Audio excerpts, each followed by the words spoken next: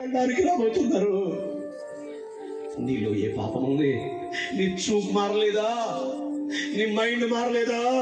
నీ బ్రతుకు మారలేదా? ఇంకా చేస్తానే ఉంటావా పాపం? ఇంకా నమ్మకార్థంలోనే ఉంటావా? ఇంకా భక్తి లేకుండా ఉంటావా? పరిశుద్ధాత్మ లేకుండానే జీవిస్తావా? ఇంకా ఈ బ్రతుకంతేనా? రోజులు వెళ్ళిపోతున్నాయి అనుకున్నా అలాగే బ్రతుకుతావా?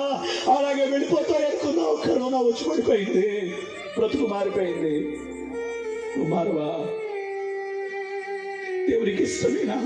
అందుకు సిలువలో వేలాడి తన మూల్యమైనటువంటి రక్తాన్ని కార్చారే. ఆ రక్తాన్ని వృధా చేస్తావా? నీ ఇంట్లో తేనె వృధా చేస్తావా? నెయ్యి వృధా చేస్తావా? ఈ ఇంట్లో ఉన్న వంట నూనె వృధా చేస్తావా? ఆయన రక్తాన్ని వృధా చేస్తున్నావేమో.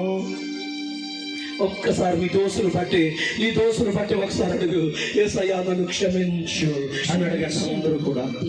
అందరూ కూడా ఒకసారి నోరు విప్పండి, మౌనంగా ఉండొద్దు. ప్రభున్నారు ఒకసారి అమ్మా, మీరు మౌనంగా ఉండొద్దు. మీరు ప్రయాసపడి వచ్చారు, మీరు ప్రభు దగ్గరికి వచ్చారు. ఆనంద కుమార్ దగ్గరికి రాలేదు, అప్పల్ రాజు గారి దగ్గరికి రాలేదు, మోనస్ గారి దగ్గరికి రాలేదు. మీరు ప్రభు దగ్గరికి వచ్చారు. నేను కలుగు చేసింది ఆయన. నీ ఊపిరి ఆయనది, నీ గుండె కట్టుకుంటుంది అంటే